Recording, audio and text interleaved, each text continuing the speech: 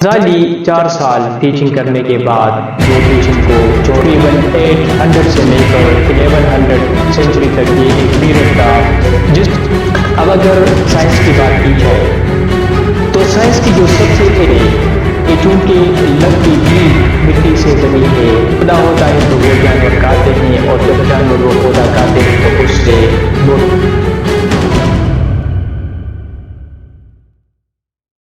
آج سے تقریباً 800 سال پہلے مسلمان اپنے عروج پر تھے۔ مسلمان ہر فیلڈ میں ترقی کر رہے تھے، وہ سائنس میں ترقی کر رہے تھے، وہ فلسفی میں ترقی کر رہے تھے۔ مسلمان میتھمیٹکس میں، فزکس میں، بایولوجی میں، سوشولوجی میں، جیوگرافی میں اور بہت سارے ایسے فیلڈز تھے جن میں مسلمانوں نے بہت زیادہ پروگریس کیا۔ یہ جو پیریڈ تھا یہ تقریباً 800 سے لے کر 1100 سینچری تک یہ ایک پیریڈ تھا جس کو اسلامی تاریخ میں کہا جاتا ہے the golden period of Muslims. اس پیریڈ کے دوران ہم دیکھتے ہیں کہ جب مسلمز ورلڈ میں ترقی ہو رہی تھی اور مسلمان ہر فیلڈ میں پروگریس کر رہے تھے، تو بغداد میں 2 گروپ سامنے آتے ہیں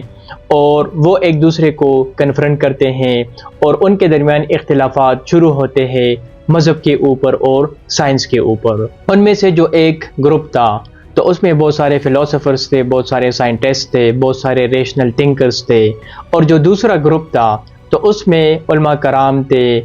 اس میں کلیرکس تھے جن کو لیڈ کر رہا تھا امام غزالی۔ یہ جو ریشنلسٹ گروپ تھا جو کہ امام غزالی گروپ کو اپوز کر رہے تھے، جن میں الفارابی تھے، جن میں ابن سینا تھے، تو یہ لوگ بہت زیادہ متاثر تھے گریک فلسفی سے۔ ان لوگوں نے پلیٹو کو اسٹڈی کیا تھا، ایرسٹوٹل کو اسٹڈی کیا تھا، سقراط کو اسٹڈی کیا تھا، اور یہ لوگ بلیو کرتے تھے لاجک کے اوپر اور ریشنلٹی کے اوپر۔ یہ لوگ سمجھتے تھے کہ جو کائنات کا نظام ہے جو کہ اللہ تعالیٰ نے بنایا ہے، یا قرآن شریف میں جو اللہ تعالیٰ کے احکامات ہے، یا حضور پاک صلی اللہ علیہ وآلہ وسلم کی جو ٹیچنگ ہے، تو ہمیں ان ساری چیزوں کو انڈرسٹینڈ کرنا چاہیے ریشنلٹی کے تھرو اور لاجک کے تھرو۔ اور اگر ہم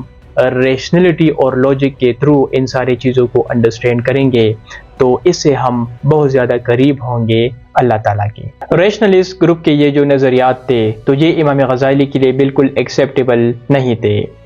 امام غزالی کی اگر بات کی جائے تو ان کی پیدائش ہوتی ہے 1058 میں آج کے ایران میں، اور شروع میں وہ کافی ایک گریٹ فلسفر تھے اور کافی ایک پرومیننٹ اسکالر تھے پوری دنیا میں۔ تقریباً 34 سال کی عمر میں امام غزالی اپوائنٹ ہوتے ہیں as a professor Nizamia college Baghdad میں، جو کہ اس وقت پوری دنیا میں ایک پرومیننٹ یونیورسٹی سمجھی جاتی تھی۔ امام غزالی 4 سال ٹیچنگ کرنے کے بعد وہ ٹیچنگ کو چھوڑتے ہیں،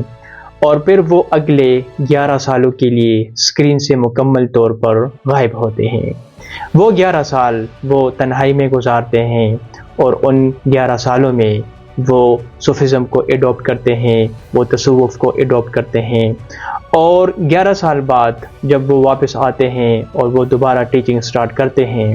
تو 11 سال بعد وہ امام غزالی پہلے والے امام غزالی نہیں تھے، اور وہ ایک کتاب لکھتے ہیں جس میں وہ کرٹیسزم سٹارٹ کرتے ہیں ان ریشنلسٹ گروپ کے اوپر۔ آج کے ٹائم میں بہت سارے لوگ مذہب کو اور سائنس کو الگ الگ رکھتے ہیں۔ بہت سارے ایسے ریشنلسٹ آج موجود ہیں جو کہ قرآن شریف کے اوپر سوالات اٹھاتے ہیں، لیکن یہ جو سوالات کا سلسلہ ہے تو یہ آج سے شروع نہیں ہوتا، بلکہ یہ اس وقت بغداد میں اس کا سلسلہ شروع ہوا تھا بٹوین دوز 2 گروپس۔ جب ہم مذہب اور سائنس کی بات کرتے ہیں تو قرآن شریف میں اللہ تعالیٰ فرماتے ہیں کہ ذالک الکتاب لا ریب فیہ ھدی للمتقین الذین یؤمنون بالغیب، کہ اس کتاب میں کوئی شک نہیں ہے، اور اگر آپ مومن ہیں تو آپ اس پر یقین کریں گے اور اس پر آپ کوئی شک نہیں کریں گے۔ مطلب کہ آپ قرآن شریف میں جتنے بھی اللہ تعالیٰ کے احکامات ہیں تو آپ کو اسے ایکسیپٹ کرنا ہوگا بلائنڈلی، اس میں کوئی شک نہیں ہے۔ اگر آپ مومن ہیں، آپ مسلمان ہیں، تو اس پر آپ جو ہے وہ بلیو کریں گے، جو بھی ہوگا تو آپ اس پر بلیو کریں گے، اور اس کے اوپر آپ سوالات اٹھا نہیں سکتے۔ اب اگر سائنس کی بات کی جائے تو سائنس کی جو سب سے ایک بیسک پرنسپل ہے اسے ہم کہتے ہیں کیجولیٹی۔ کیجولیٹی سے مراد یہ ہے کہ جب ایک کاز ہوتی ہے تو اس کی ایک ایفیکٹ بھی ہوتی ہے۔ مثال کے طور پر اگر مجھے پیاس لگتی ہے تو میں پانی پیتا ہوں، اگر مجھے بھوک لگتی ہے تو میں کھانا کھاتا ہوں، اگر مجھے نیند آتی ہے تو میں سوتا ہوں۔ اور اس دنیا میں جو بھی چیزیں ہوتی ہے تو مطلب ایک کاز ہوتی ہے تو ہی ایک ایفیکٹ ہوتا ہے۔ اگر مجھے پیاس نہیں لگے گی تو میں تو پانی نہیں پیوں گا، اگر مجھے بھوک نہیں لگے گی تو میں کھانا نہیں کھاؤں گا، میں کھانا تب کھاتا ہوں جب مجھے بھوک لگتی ہے، میں پانی تب پیتا ہوں جب مجھے پیاس لگتی ہے۔ اب اگر قرآن شریف کی بات کی جائے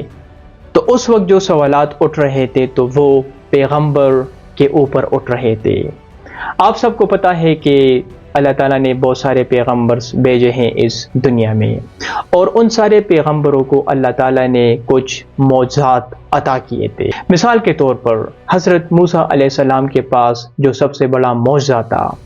تو وہ یہ تھا کہ جب وہ لاٹھی کو پھینکتے تھے زمین پر تو اس سے ایک خوفناک سانپ بن جاتا تھا۔ اسی طرح ابراہیم علیہ السلام کے بارے میں منشن ہے کہ اس کو آگ میں پھینکا گیا تھا اور کئی دن تک وہ آگ میں پڑا تھا اور وہ سروائیو کر گیا تھا، وہ محفوظ تھا، وہ زندہ تھا۔ اسی طرح کچھ اور بھی پیغمبرز ہیں، مثال کے طور پر ایسے پیغمبرز بھی تھے جو کہ مردوں کو زندہ کرتے تھے۔ اسی طرح حضور پاک صلی اللہ علیہ وآلہ وسلم کے بارے میں اگر بات کی جائے تو ان کے بہت سارے معجزات کے بارے میں منشن ہے، حدیث میں بھی منشن ہے اور بہت سارے ایریاز میں منشن ہے۔ اب جو وہاں پر ریشنلسٹ گروپ تھا تو وہ یہ سوالات اٹھا رہے تھے کیونکہ وہ ریشنلٹی کو امپلیمنٹ کر رہے تھے، وہ لاجک کو امپلیمنٹ کر رہے تھے کہ جو حضرت موسیٰ علیہ السلام کی جو لاٹھی تھی تو وہ تو لکڑی سے بنی ایک لاٹھی تھی، تو لکڑی سے ایک جاندار چیز کس طرح بن سکتا ہے، اس سے سانپ کس طرح بن سکتا ہے۔ اسی طرح وہ یہ سوالات اٹھا رہے تھے کہ حضرت ابراہیم علیہ السلام کو اگر آگ میں پھینکا گیا تھا تو آگ میں جو بھی چیز جاتی ہے وہ جل جاتی ہے، وہ مر جاتی ہے، تو یہ کس طرح پوسیبل تھا کہ حضرت ابراہیم علیہ السلام جو تھے وہ کئی دن تک وہاں پر آگ میں تھے اور اس کے بعد اس کی سروائیول ہوتی ہے۔ وہ یہ سوالات اٹھا رہے تھے کہ یہ کس طرح پوسیبل ہے کہ اگر ایک شخص جو ہے وہ مر چکا ہے، وہ مردہ ہے، تو ایک پیغمبر اس کو کس طرح زندہ کر سکتا تھا۔ اب یہ جو سوالات تھے چونکہ وہ ریشنلٹی کو امپلیمنٹ کر رہے تھے، وہ لاجک کو امپلیمنٹ کر رہے تھے، تو جو امام غزالی تھے تو وہ اس کے اوپر یہ آرگومنٹ دیتے ہیں، وہ ایک کتاب لکھتے ہیں جس کا نام ہے دی انکوہرنس آف فلاسفی، اور اس میں وہ ان سارے سوالات کے جوابات ان کو دیتے ہیں۔ امام غزالی کا جو پہلا آرگومنٹ تھا تو وہ تھا کیجولیٹی کے اوپر۔ ابراہیم علیہ السلام کی جو آگ کی جو بات تھی تو اس کے اوپر وہ یہ اگزامپل دیتے ہیں کہ اگر روئی اور آگ کو ایک کیا جائے، مطلب کہ کاٹن اور آگ کو ایک کیا جائے تو روئی جو ہے یعنی کہ کاٹن جو ہے وہ جل جاتا ہے، لیکن وہ یہ آرگومنٹ پیش کر رہا تھا کہ یہ بھی پوسیبل ہے کہ اگر کاٹن اور آگ ایک ہو جائے تو یہ بھی پوسیبل ہے کہ کاٹن نہ جلے، کیونکہ یہ جو جلنے کا جو پروسیس ہے تو یہ سارا جو پاور ہوتا ہے یہ خدا کے ہاتھ میں ہوتا ہے، تو یہ بھی پوسیبل ہے کہ اگر کاٹن اور آگ ایک ہو جائے تو یہ بھی پوسیبل ہے کہ وہ نہ جلے، اور یہ بات وہ اپنی کتاب انکوہرنس اور فلسفی میں انہوں نے منشن کیا ہے۔ حضرت موسیٰ علیہ السلام کے معجزے سے متعلق امام غزالی یہ آرگومنٹ پیش کرتے ہیں کہ یہ بالکل پوسیبل ہے کہ آپ لاٹھی کو زمین پر پھینکے اور اس سے سانپ بن جائے۔ اب اس سے متعلق وہ اپنی کتاب میں فرماتے ہیں کہ دنیا میں جتنے بھی جانور ہیں تو وہ سب پیدا ہوتے ہیں ریپروڈکشن کے تھرو، لیکن وہ یہ بھی بتاتے ہیں کہ بہت سارے ایسے جانور ہیں جو کہ مٹی سے بنتے ہیں، اور بہت سارے ایسے جانور ہیں جو کہ مٹی سے بھی نکلتے ہیں اور وہ ریپروڈکشن پروسیس کے تھرو بھی پیدا ہوتے ہیں۔ اور وہ بتا رہے تھے کہ جو سانپ ہے، جو بچھو ہے، جو چوہا ہے، تو وہ مٹی سے بھی نکلتے ہیں اور وہ ریپروڈکشن پروسیس کے تھرو بھی پیدا ہوتے ہیں۔ لہٰذا وہ بتا رہے تھے کہ چونکہ لکڑی بھی مٹی سے بنی ہے اور سانپ بھی مٹی سے نکلا ہے تو یہ پوسیبل ہے کہ لکڑی سے سام بن جائے. لیکن وہ یہ بتا رہے تھے کہ یہ جو پروسیس ہے تو اس میں کافی ٹائم لگتا ہے. لیکن موضوع کے دوران اللہ تعالیٰ اس طرح کرتے ہیں کہ یہ جو ریپروڈکشن کا یا جو پیدا ہونے کا جو پروسیس ہے تو اس ڈیوریشن کو اللہ تعالیٰ جو ہے کافی ڈیکریز کرتا ہے اور وہ ریپیڈلی اور سڈنلی ہو جاتا ہے, جسے ہم کہتے ہیں موسیٰ. مردہ کس طرح زندہ ہوتا ہے, اس سے متعلق امام غزالی یہ آرگومنٹ پیش کرتا ہے اپنی کتاب میں کہ یہ بھی پاسبل ہے. اور وہ یہ آرگومنٹ پیش کرتا ہے کہ جب انسان مر جاتا ہے تو اس کی جو ہڈیاں ہے تو وہ مٹی بن جاتی ہے, اور اس مٹی سے پھر پودا بنتا ہے, اور وہ جو پودا ہوتا ہے تو وہ جانور کھاتے ہیں, اور جب جانور وہ پودا کھاتے ہیں تو اس سے باڈی میں خون بنتا ہے, اور اس خون سے پھر منی بنتا ہے, اور اس منی سے اس سپرم سے پھر جو ہے دوسرا انسان جو ہے وہ بنتا ہے تھرو ریپروڈکشن. لیکن وہ فرماتے ہیں کہ یہ جو پروسیس ہے یہ تو کافی لمبا ہوتا ہے, مٹی سے پودا, پودا پھر جانور کھاتا ہے, پھر خون, پھر بچہ جب پیدا ہوتا ہے تو اس میں بھی کافی ٹائم لگتا ہے. تو وہ یہ آرگومنٹ پیش کرتا ہے کہ اس پروسیس میں اللہ تعالیٰ اس طرح کرتے ہیں کہ یہ جو ٹائم پیریڈ ہوتا ہے اس پورے پروسیس کا تو اس کو اللہ تعالیٰ جو ہے وہ کم کرتا ہے, ڈیکریز کرتا ہے, اور یہ پروسیس جو ہے بجائے یہ کہ یہ 1 سال کا پیریڈ اس میں لگ جائے یا 2 سال کا پیریڈ لگ جائے یا کچھ مہینے کا پیریڈ لگ جائے, تو اللہ تعالیٰ چند ہی سیکنڈ میں اس پروسیس کو وہ کمپلیٹ کرتا ہے, اور وہ جو ہے ایک معجزہ کہلاتا ہے. تو جو وہ پیغمبرز جو کہ مردوں کو زندہ کرتے تھے تو اس کے متعلق امام غزالی یہ آرگومنٹ پیش کرتے ہیں. لاجک اور ریشنلٹی کے متعلق امام غزالی کے یہ آرگومنٹ تھے کہ آپ خدا کو اور خدا کے احکامات کو اگر انڈرسٹینڈ کرنا چاہتے ہیں تو آپ ریشنلٹی کے تھرو اور لاجک کے تھرو ان کو انڈرسٹینڈ نہیں کر سکتے. آپ لاجک کے تھرو اور ریشنلٹی کے تھرو اللہ کے قریب نہیں ہو سکتے. اگر آپ اللہ تعالیٰ کو سمجھنا چاہتے ہیں, اللہ تعالیٰ کو آپ انڈرسٹینڈ کرنا چاہتے ہیں, تو آپ جو ہے اسپریچولیٹی کو آپ اپروچ کرے, آپ فیتھ کو جو ہے وہ اپروچ کرے. آپ انٹلیکچولیٹی جو ہے اس کے تھرو آپ خدا کو اور خدا کے احکامات کو انڈرسٹینڈ نہیں کر سکتے. تو جو ریشنلسٹ گروپ تھا جو کہ یہ سمجھ رہے تھے کہ ریشنلٹی کے تھرو یا لاجک کے تھرو ہم خدا اور اس خدا کا جو کائنات ہے یا خدا کے جو احکامات ہے اس کو ہم انڈرسٹینڈ کر سکتے ہیں اور اللہ تعالیٰ کے ہم بہت ہی زیادہ قریب ہو سکتے ہیں, تو اس کے خلاف امام غزالی جو ہے اس سوچ کے خلاف تھے, اور وہ یہ سمجھ رہے تھے کہ اگر آپ کو سمجھنا ہے, خدا کو سمجھنا ہے, تو آپ اسپریچولیٹی کو اپروچ کریں اور آپ فیتھ کو جو ہے وہ اپروچ کرے. امام غزالی کے یہ تعلیمات ہم دیکھتے ہیں کہ آہستہ آہستہ پوری اسلامک ورلڈ میں کافی تیزی کے ساتھ پھیلتے ہیں, اور پوری اسلامک ورلڈ میں لوگ جو ہے ایک بہت بڑی تعداد میں صوفیزم کو ایڈاپٹ کرتے ہیں, لوگ جو ہے وہ تصوف کو ایڈاپٹ کرتے ہیں. اور آپ سب کو پتہ ہے کہ جب صوفیزم کی ہم بات کرتے ہیں تو وہاں پر ریشنلٹی ختم ہو جاتی ہے, وہاں پر لاجک ختم ہو جاتی ہے. اور یہ امام غزالی کے ٹیچنگز تھے جنہوں نے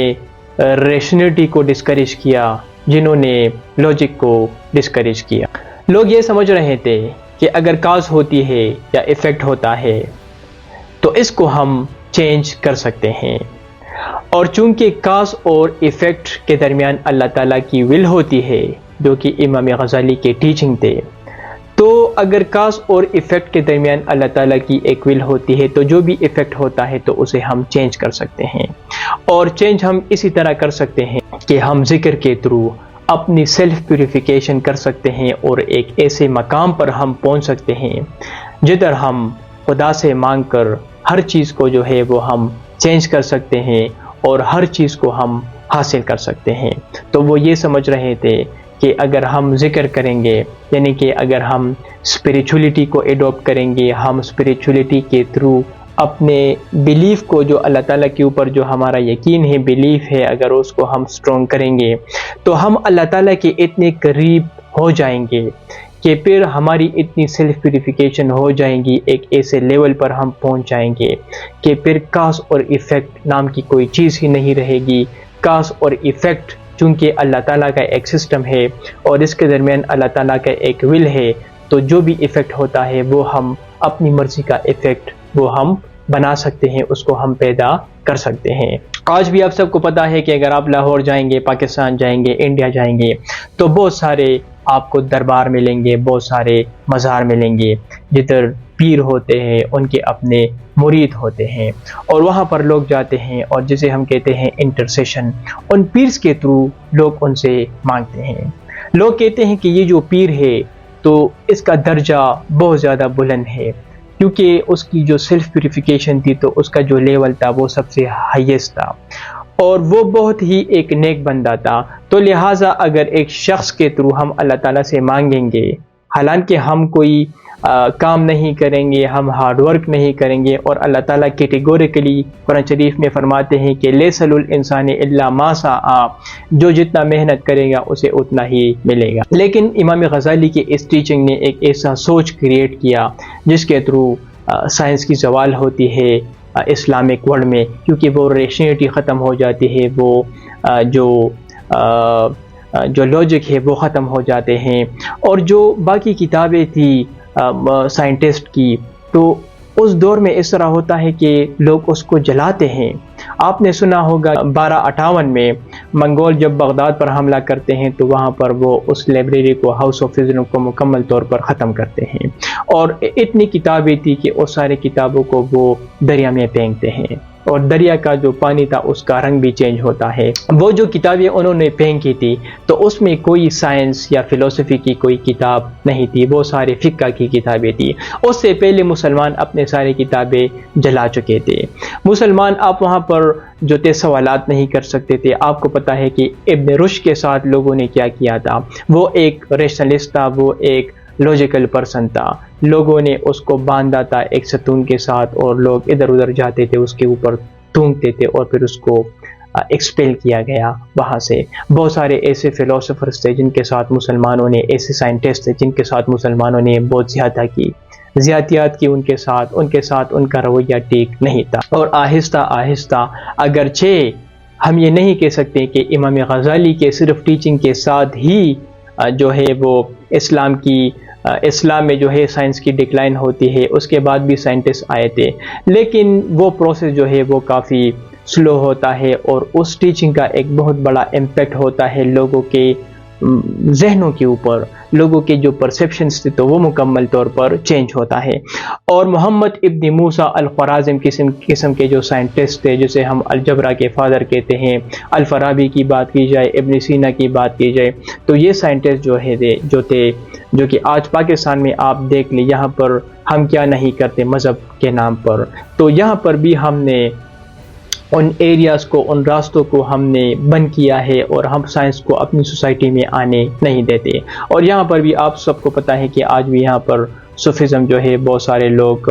صوفی ہے، صوفیزم کو وہ اپروچ کرتے ہیں، وہ لاجک یا محنت یا ریشنیٹی کے بجائے وہ جو ہے جاتے ہیں پیر اور ان چیزوں سے مانگتے ہیں۔ اور آج بھی ہم سٹوریاں سنتے ہیں کہ فلانا جو پیر تھا وہ پانی کے اوپر گیا تھا، اور فلانا جو بندہ تھا تو وہ آگ میں پڑا تھا، وغیرہ وغیرہ۔ تو یہ سارے احکامات تھے،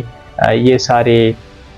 ان کی ٹیچنگ تھے امام غزالی کی، جس کی وجہ سے مسلم ورلڈ میں سائنس کی ڈکلائن ہوتی ہے۔